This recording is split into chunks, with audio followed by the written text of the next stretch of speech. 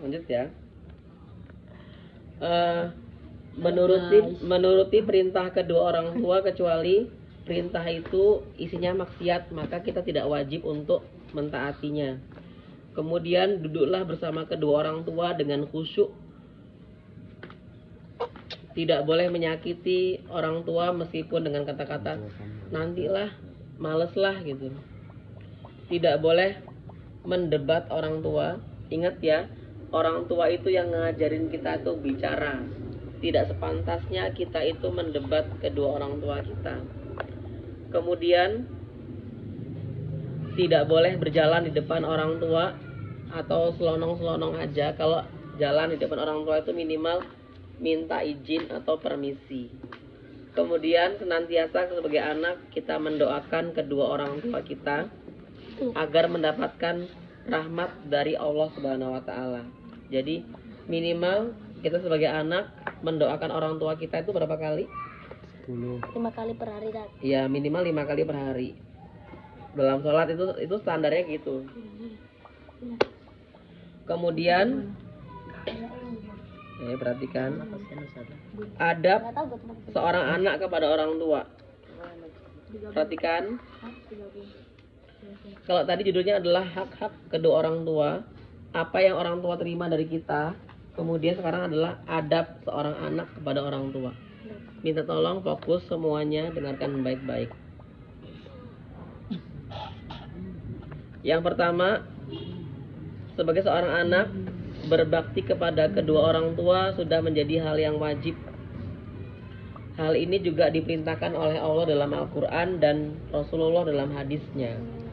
Salah satu bentuk berbakti kepada kedua orang tua adalah dengan memperbaiki atau memperhatikan adab antara anak dan kedua orang tua.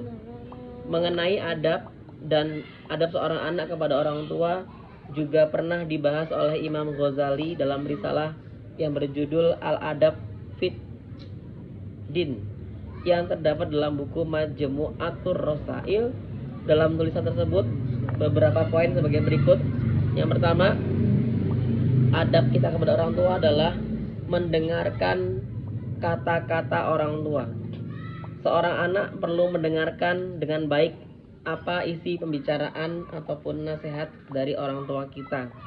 Khususnya pembicaraan tersebut adalah pembicaraan yang serius atau nasihat, itu kita wajib mendengarkannya. Jika seorang anak berencana untuk memotong pembicaraan dengan orang tua, akan lebih baik minta izin atau biar orang tua kita selesai bicara terlebih dahulu, baru kita gantian ngomong kalau mau nanya gitu. Tapi nggak boleh asal jawab, nggak boleh asal motong ya. Kalau mau motong bicaraan, minta izin, Pak, boleh saya izin ngomong sebentar, nah gitu. Tapi kalau lebih baik lagi kalau kita dengerin sampai habis.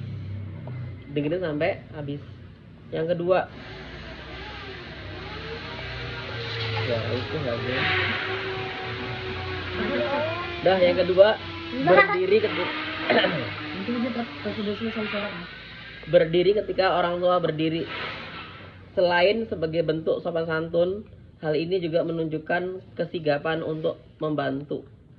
Jika sewaktu-waktu orang tua membutuhkan bantuan, maka kita bisa segera membantu.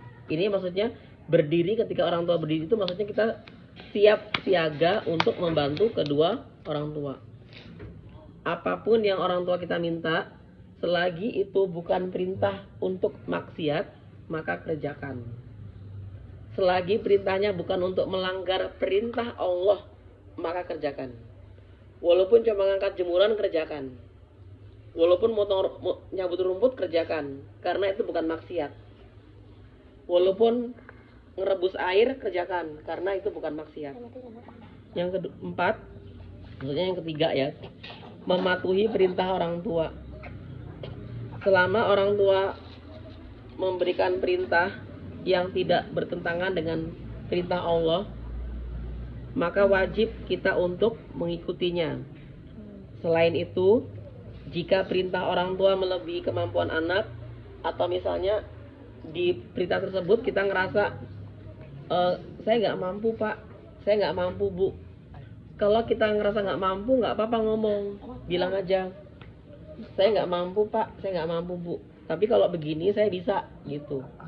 Misalnya Kenan disuruh nyuci mobil, mobilnya 5 misalnya, misal ini ya. Tapi Kenan bilang kalau semua mobil saya cuci saya nggak sanggup pak, saya cuma sanggup cuci mobil 1 atau 2. Kalau 5-5-nya saya nggak sanggup, gimana? Nah itu nggak apa-apa begitu, karena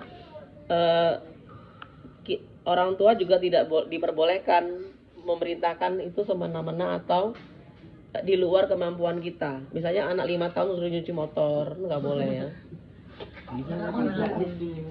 Misalnya anak umur 5 tahun suruh ngepel, cuci piring, itu nggak sopan, nggak pantas gitu ya. Jadi nyuruh anak itu, nyuruhlah sesuai dengan usianya gitu.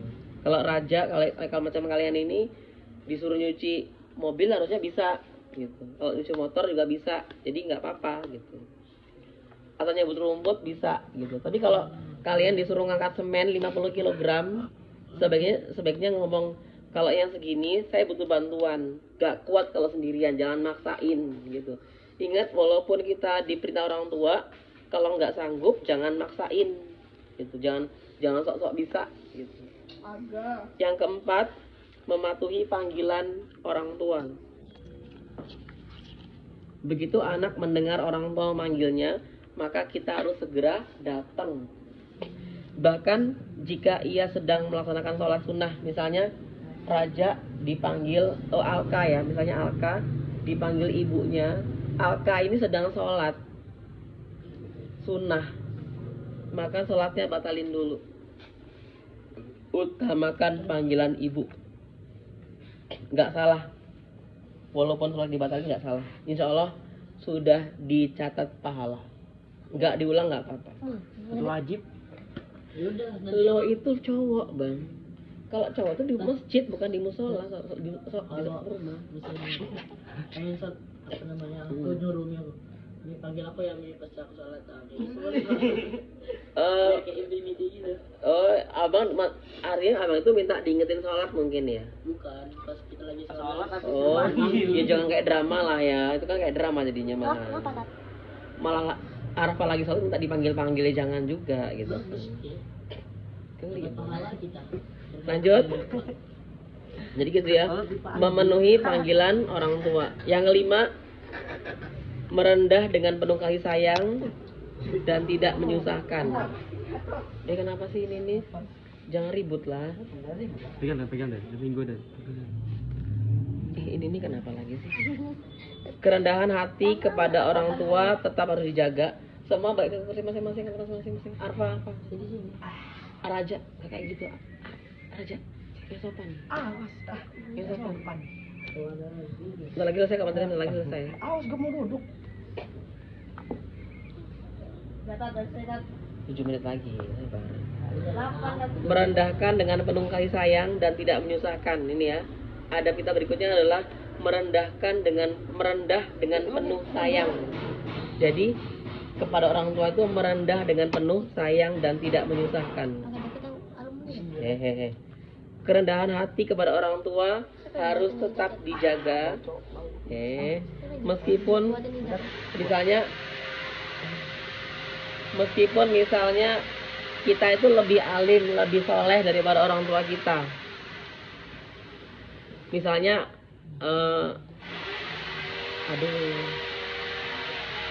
misalnya Aga kan di pondok pesantren, Kenan di pondok pesantren, boarding school. Arfa juga boarding school. Kalian di sekolah itu kan ya. Ternyata kemampuan kalian, dengerin. Ternyata kemampuan kalian itu lebih tinggi kemampuan kalian secara ilmu. Udah jangan ngobrol lah. Agak. Kemampuan kalian tentang ilmu itu lebih tinggi daripada kedua orang tua. Maka kita tetap ya kepada orang tua, dengerin bang. Kita ngobrol aja loh. Kita kepada kedua orang tua harus tetap merendah. Dengar nggak tadi baru ngomong apa? Walaupun ilmu kita tinggi, kepada orang tua kita tetap merendah dan menatap dengan penuh kasih sayang. Kemudian dua lagi ya, tidak merasa capek dalam berbuat baik kepada orang tua. Berbuat baik kepada orang tua itu kan nggak boleh, aku capek lu sama ibu, aku capek sama bapak. Seorang anak harus memahami bahwa orang tualah yang telah mengasuh, membesarkan tanpa lelah. Bahkan Sabar lah. Alhamdulillah. bahkan orang tua kita itu mengorbankan kita supaya lahir ke dunia itu dengan nyawa, ya, dengan nyawa, nggak asal-asalan gitu. Maka kalau kita berbakti kepada orang tua, minimal kita tuh mendoakan dan bersilaturahim, mendoakan dan ngelihat kondisinya. Dan yang terakhir, tidak berprasangka buruk kepada kedua orang tua. Misalnya gini nih, dengerin dulu. Misalnya Alka tiap bulan tuh ngasih uang 1 juta kepada orang tuanya, misal. Kemudian minggu depannya orang tua itu nanya gini, Mas atau Bang, uang mama udah habis nih, kan? Terus Bang Alkanya bilang, loh minggu lalu kan udah dikasih 1 juta mah, masa habis gitu kan? Kita jangan pernah mencurigai orang tua kita kenapa uang itu habis. Kalau emang kita bisa memberi, berikan. Kalau emang belum bisa, ya udah mah sekarang sabar dulu ya. Nanti kalau nanti Alka ada rezeki, Alka beri lagi deh gitu. Jadi jangan, memang uangnya habis buat ngapain, itu kayak ngasih validasi bahwa kita tuh kayak nggak percaya gitu sama orang tua gitu. Kecuali kalau orang tua kita cerita, uangnya untuk begini bang, begini. Tapi kalau kita nanya untuk apa, sebenarnya jangan. Makanya sama orang tua itu jangan berprasangka, jangan curigaan. Misalnya dikasih handphone, tiba-tiba handphonenya rusak. Apa rusaknya nggak tahu, ya jangan tanya kok bisa rusak gitu ya. Ya udah kita benerin dulu ya ma gitu. Kalau emang ada rezeki bilang aja, ya udah kita benerin dulu ya ma supaya HP-nya bisa dipakai lagi. Jangan nanyain kok bisa rusak sih, mama tuh pecicilan makanya buat selfie, nggak boleh kayak gitu ya. Itu menyakit, udah ngasih nyakitin gitu kan. Nggak boleh ya. Ya kan contoh aja ini. 3 menit lagi materi kita. Mudah-mudahan satu materi ini bermanfaat. Kita akan ketemu lagi di materi ke depan tentang amalan yang paling dicintai oleh Allah Subhanahu wa taala. Minggu depan itu ya. Kita tutup dengan hamdalah.